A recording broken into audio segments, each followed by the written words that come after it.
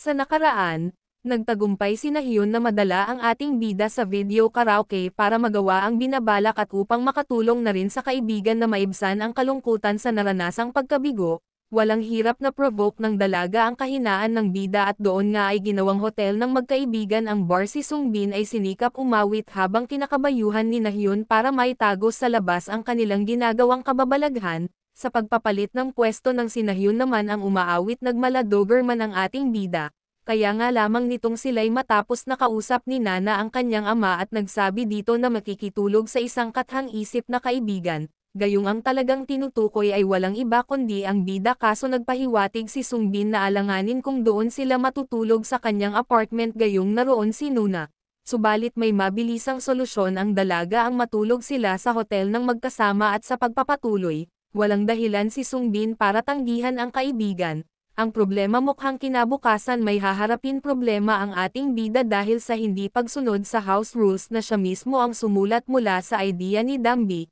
Ang ipaalam kung sakaling hindi uuwi ng kanilang bahay ay mag-text o tumawag kaso parang nawala sa kanyang isipan ang tungkol sa rules number 4, sa kabila ng matiyag ang paghihintay ni Nuna wala itong natanggap na mensahe mula sa magaling na lalaki, kasabay nito nakakita ng motel ang magkaibigang Nana at Sungbin kung saan dito na rin sila nag-check-in, at bukas pang umaga ang kanilang check-out, nang marating ng dalawa ang kwarto na kanilang narenta. Manghang-mangha ang inosenteng dalaga dahil sa unang pagkakataon niya itong maranasan sa kanyang talambuhay at nalaman niya ngayon na mas mahusay pala raw ito kaysa sa kanyang expectation at si Mr. Lucky Boy naman ay panay na lamang ang pagsang-ayon. Nang ipinasok ni Sungbin ang keycard muli na namang bumilib si Nahyun nang mag-activate ang mga kagamitan sa loob ng kwarto, ngunit dahil dito, tinanong niya ang bida ng tila raw dalubhasa na ito sa gaya nitong lugar kung siya ba daw ay nagawa na ito noon. Sa gulat, pinabulaanan ito ng bida at sinabing ito ay dahil lamang sa kanilang keycard buti at nagbibiro lamang naman pala ang kanyang kaibigan, ang sunod naman nilang sinuri ay ang banyo. Tulad pa rin ng dati ay bumilib na naman si Nahyun matapos makakita ng bathtub, dahil hindi raw nito inaasahan na ang isang motel ay magkakaroon ng gaya nitong pasilidad maging si Sungbin na pangalawang beses makapasok sa gaya nitong lugar ay bago rin ito sa kanya. At yamang may bathtub na rin lamang daw dito nais itong masubukan ni Nana, siya daw ay maliligaw gayong kasama niya ang kanyang beshi. Bagaman medyo awkward iyon kung pakinggan, tumawa lamang si Little Boy at binanggit na gawin ito ng mabilis. Kaso may kaunting problema dahil sa ang cover ng banyo ay transparent, nagbitaw tuloy ng isang biro si Nana kung siya ay maliligaw tiyak na makikita ni Sungbin ang lahat ng kanyang pag-aari, at nang sumagot siya na kung mahalaga pa ito, sandaling tumigil ang oras ng magkaibigan at maya-maya nagsalita si Nahyun na ito'y mukhang medyo bastos. Gayunpaman ay mabilis binago ni Nana ang paksa ng usapan itinoon sa siya na muna itong maliligo, saka pa lamang muli nakapagsalita ang bida upang sumang-ayon at makalipas ang ilang sandali. Habang tahimik lamang na nakaupo sa kama si Sungbin ay hindi nito maiwasan ang palihim sumilay sa kanyang kaibigan na naliligo sa banyo na may salamin na harang. Gayong mula sa kanyang pwesto malinaw niyang nakikita si Nahyun sa loob nito. Samantala hanggang sa oras na ito hindi pa rin malinaw sa ating bida kung bakit iginugugol ni Nahyun ang oras upang sila ay magkasama sa buong araw at gabi. At kung natural ba daw na gawin muli ito ngayon pagkatapos ng kanilang ginawa kanina, nagpadala ng mensahe si Nana nagtatanong kung ano ang inaatupag kaya't nag-reply siya na wala naman bukod sa pag-scroll lang sa cellphone. At sa tanong naman ni Nana kung masaya ba raw gawin ang gayon, ipinaliwanag ni Sungbin na ginagawa ko lamang ito hanggang sa ikaw ay matapos sa paliligo. Subalit muntik nang mabuwal ang bida sa pagkakaupo nang matanggap nito ang mensahe ni Nana na kung nais nito siya ay samahan sa paliligo. Sa napakagandang oportunidad na ito ay hindi na nagpaligoy-ligoy tumayo kaagad sa kama habang sinasabing nai-imagine ko pa lamang ang gayong senaryo pero kaagad nagkatotoo.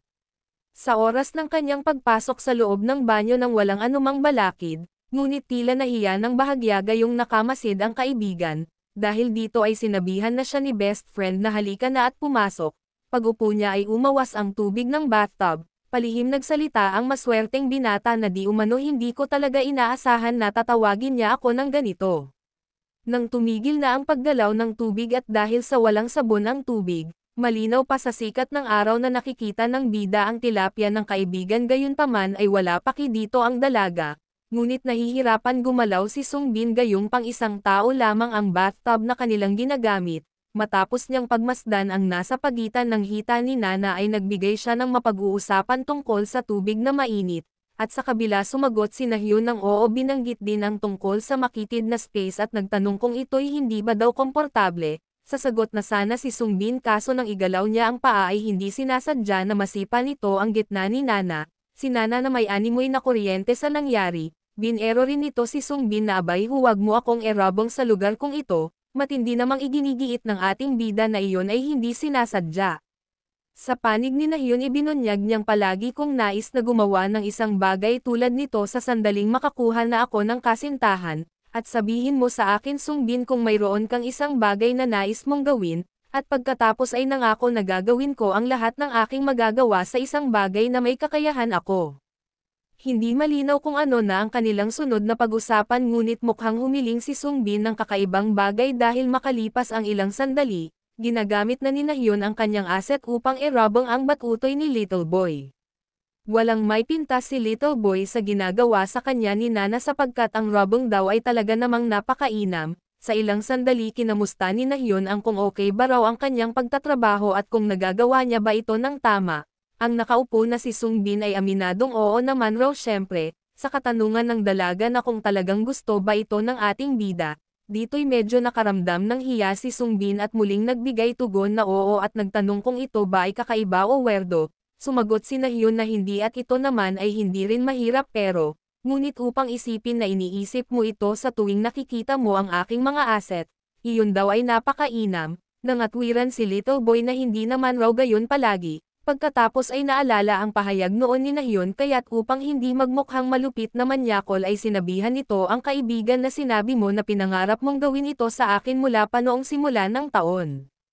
Kaso ay naramdaman nito lalabas na kaya naman ipinagbigay alam ito kay Nana. Ito namang si Nana nang marinig iyon mas nagdagdag effort, kaya't sa maglaon sa mukha niya ito sumabog. Hindi maiwasan ni Nahyun ang bumilib gayong kahit na daw pangalawang beses na ito magpalabas sa loob lamang ng isang araw pero napakarami pa rin ang naglik, at ang tugon lamang dito ng bida ay kahit daw siya ay hindi rin alam kung bakit at hindi sigurado sabay tumawa. Dahil dito ay nagparinig si Nahyun na marahil ay hindi na pwede ang 3 times a day na pagpapasabog diba? Ngunit di pumayag si Little Boy dito, gayong kaagad nitong inumpisahan ang tunay na laban. Sa matinding pagbibirahan ang dalawa ay nakabalik sa loob ng banyo at mula dito napansin ni Sungbin na mas naging masikip ang gitna ng kanyang kaibigan ng dahil sa tubig, subalit natanggap nito ang nakakatawang tanong ni Nahyun na siguro dahil sa pangatlong beses muna ito dapat ikaw ay lubos ng napapagod, kaya naman masigasig itong sumagot ng hindi raw siya napapagod. At kung nahihinaan ba daw si Nana ay mas pabibilisin pa niya ang paghindayog. Napa-comment tuloy si Nahyun na abay mahina pa ba ito sayo, pagkatapos ay nag-focus na ang dalawa sa kanilang ginagawa.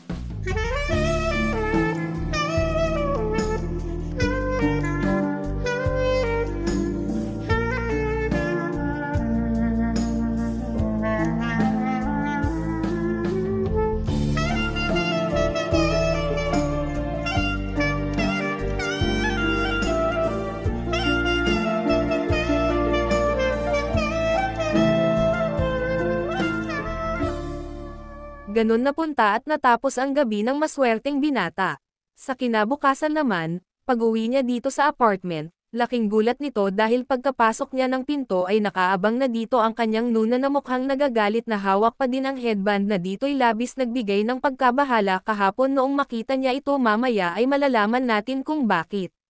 Sa kabila ng mga nalaman ni Dambi maayos pa nitong sinabihan si Sungbin ng welcome. Sa puntong ito habang pumapasok ay nagtanong ang bida kung bakit naman napakaaga daw bumangon ang kanyang nuna. Saka pa lamang nito napansin ang headband na nasa kamay ngayon ng kanyang nuna at lubos itong nabahala, gayong ang headband na ito ay mula kay Nahyun. Bagamat noong ibinigay ito ni Nana sa panahon ng sport festival ng school na ito'y ginagamit ng mga naglalaro ng basketball upang sumalo ng pawis, at ang dalaga rin mismo ang nagsuot nito sa kanya at bago iwan ni Nahyun para pumalit sa napinsala na classmate ibinunyag nito na may lamang lihim na liham sa loob ng headband, na kanyang ibinigay. Dahil dito ay halos kulang na lamang ay bumaliktad ang mundo ni Sungbin dahil hindi basta headband ang nasa kamay ni Dambi gayong naglalaman ito ng pagtatapat ng damdamin ni Nana. Ipinaliwanag ni Dambi na ito ay nakuha niya habang siya ay naglalaban ng kanilang damit. At nitong babanggitin na sana ni Dambi ang tungkol sa kanyang nakita na love letter ay napasigaw ng malakas si Little Boy at paulit-ulit sinasabing maghintay muna para siguro magbigay paliwanag. Dahil tensyonado na ang bida mahinahon na ipinaliwanag ni Dambi hindi ko sinasadyang makita ito, at habang ibinabalik sa tunay na may-ari idinagdag na hindi ko alam na binigyan ka pala ni Nahyun nito noong araw ng palakasan, sa loob-loob naman ni Sungbin laking pagtataka kung bakit napunta ito sa labahan. Bilang isang babae na may lihim na pagtingin sa ating bida naglakas loob ito si Nuna na tanungin kung ano ang naging sagot ni Little Boy sa liham ng pagtatapat ni Nana para naman maging mas malinaw, at ayon dito kay Sungbin wala pa siyang nagiging desisyon ukol dito wala pang nagiging sagot, walang tiwala si Dambi sa panayam ni Sungbin pagkatapos ay inalam din nito kung bakit hindi umuwi kagabi at kung magdamag ba nito kasama si Nana Hyun. Tungkol sa bagay na ito ay hindi naglihim si Sungbin gayong hayagan nitong inamin ang buong katotohanan na kasama si Nana kaya't hindi nakabalik ng bahay, base sa tingin pa lamang ng kanyang Nuna ay mukhang kinukubli lamang ang selos, maya-maya ay bumaling sa ibang lugar bago magsalita.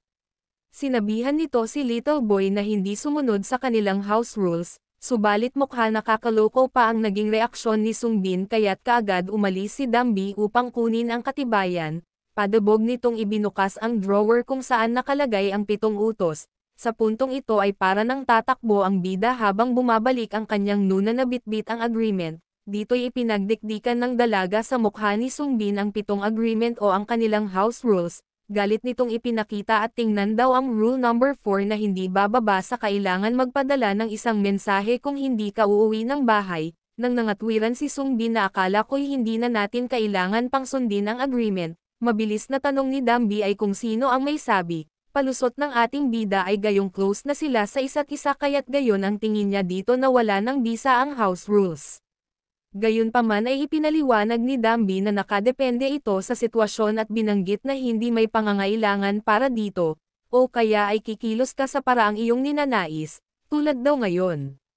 Masama din ang loob habang nagtanong na kung natatandaan pa ba raw ni Sungbin ang magiging parusa kung may magpasya na huwag sundin ang mga patakaran, kaya't unang sumagi sa isipan nitong si Sungbin kung palalayasin na siya ng kanyang Nuna. Sa halip humingi ng paumanhin ay nagawa pa nitong akusahan ang tunay na may-ari ng bahay na kung titignan ito sa ganitong paraan, ibig sabihin lamang daw ay nakagawa rin ng breaking rules si Nuna dahil hinawakan nito ang kanyang gamit. Natigilan si Dambi sa gayong panayam ng bida habang si Sungbin ay kaagad rin napagtanto na mali ang kanyang mga nasabi, matapos nitong malaman na kaya lamang nahawakan ang gamit dahil sa ipinaglabas siya ng kanyang Nuna, dahil dito mabilis din binawi ang mga nonsense na pahayag. Humingi ito ng patawad na kaya lamang nakapagsalita ng gayon para gumawa lamang ng excuse at humingi rin ng dispensa tungkol sa pagbaliwala sa kanilang house rules gayong hindi na nagawa ang kahit mag-text kahapon na hindi makakauwi ng bahay. Ukol naman sa tanong nitong si Dambi na pagkatapos ano na raw ang susunod na gagawin ni Sungbin ngayon, siya na mismo ang nagsabing dahil some IRESA rules, ay dapat na niyang lisanin ang pamamahay na ito. Sa katunayan kaya lamang niya binanggit ang tungkol sa paglayas ay upang maibsan o mapawi ang galit ni Nuna at upang magawa ito, umalis nga muna si Sungbin sa apartment unit at umuwi muna sa kanilang bahay na sa puntong ito ay pinagdidiskitahan naman siya ng kanyang ate. Sa loob ng 1 linggo na pananatili niya dito sa kanilang bahay nagtataka na ang kanyang ate kung bakit, gayong malapit na ang University Festival bakit ito ay hindi pa rin naghahanda. Malungkot niyang tugon ay wala pa sa festival na iyon, gayong nais lamang daw nitong magpahinga. Bago lumabas ang kanilang nanay tinanong nito si Sungbin kung ano ang nais kainin, kaso ang ate Subin na niya ang sumagot at nagbigay kung ano ang nais kainin ng kanyang little brother, na ito'y gusto ng paa ng manok. Bilang ina ay nagtaka ito gayong alam niyang hindi iyon kinahihiligan ng kanyang anak na lalaki, ngunit likas atang matalino si Subin sa pag-iimbento ng salita, dahil ayon dito'y parang nagbago ang kanyang panlasa pagkatapos ng pagpunta sa kolehiyo. Pagsapit ng Lunes lumipat ang eksena dito sa panig ni Dambi na kung titingnan ay mukha naman kalma, Pero ang totoo ay nanggagalaiti na ito sa galit kahit nasa oras ng trabaho. Bagaman noong ilang araw pa lamang ang lumilipas ay okay lamang ngunit ngayong halos mag-iisang linggo na hindi umuuwi si Sungbin sa kanilang apartment kaya't ito'y lubos na naiinis. Sa loob-loob pa nito ay bakit naman daw kailangan pang kumilos si Sungbin tulad ng isang bata sa isang oras na tulad nito, hanggang sa maalala muli ang kanilang huling pag-uusap, na kung talaga bang ayos lamang sa ating bida na sila'y maghihiwalay na ng landas.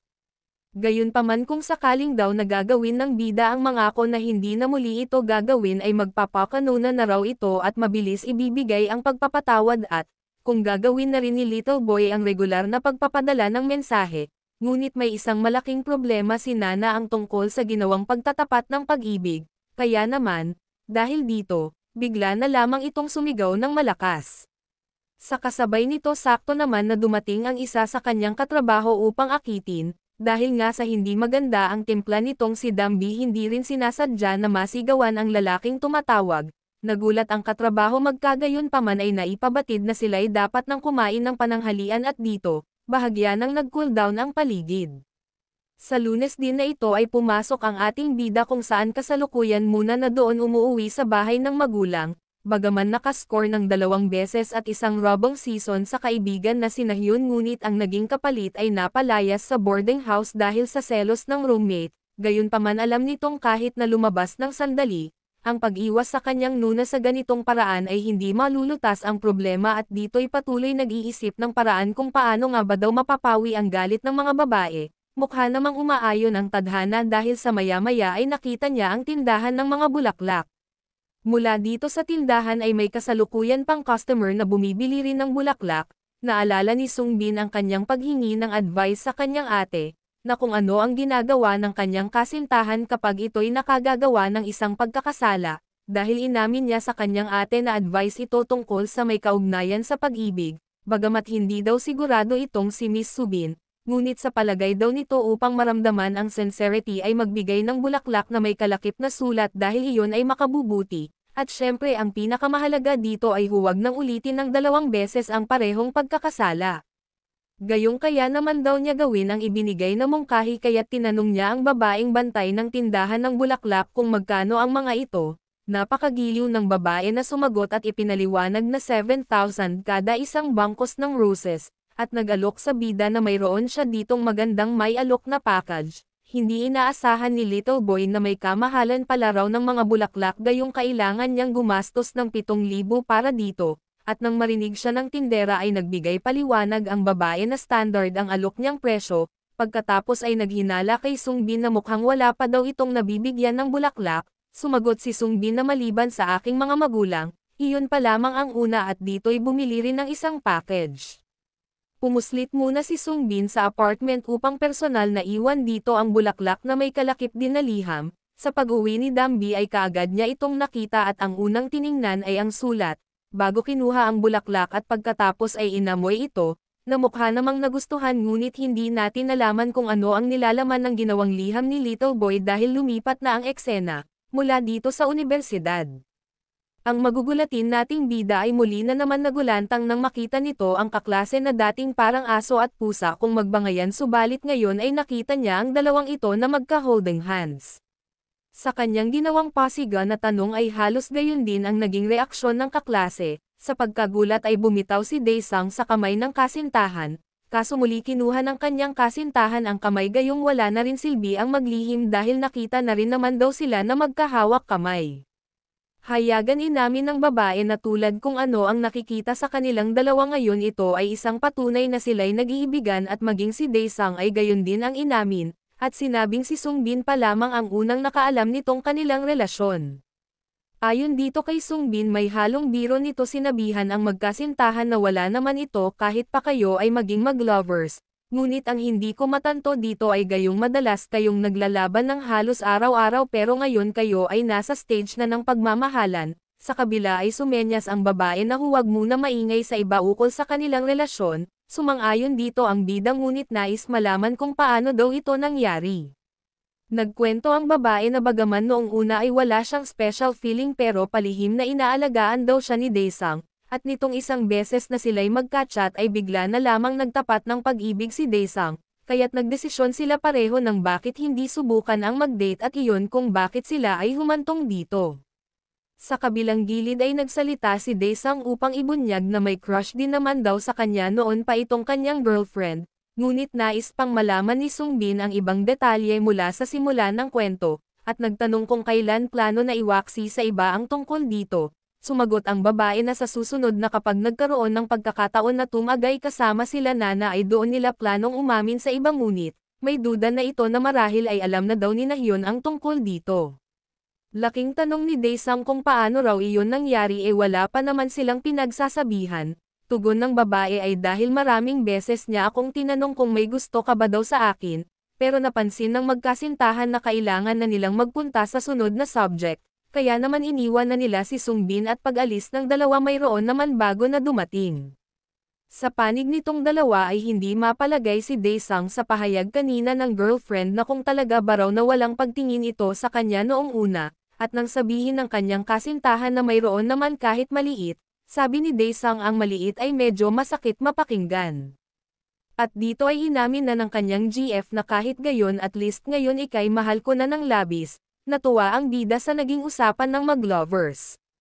Kaso ay may kawatan na bigla ditong dumakip, binalaan siya nito na huwag gagawa ng ingay gayong nasa gitna sila ng hallway, na ito pala ay walang iba kundi ang diyosa ng unibersidad na si Shin Aisol. At mukhang nangangati na naman ang Kipay gayong muli na namang nagpakita dahil sa susunod na episode ay magyayaya ito sa ating bida na may manwa daw ito doon sa kanyang bahay.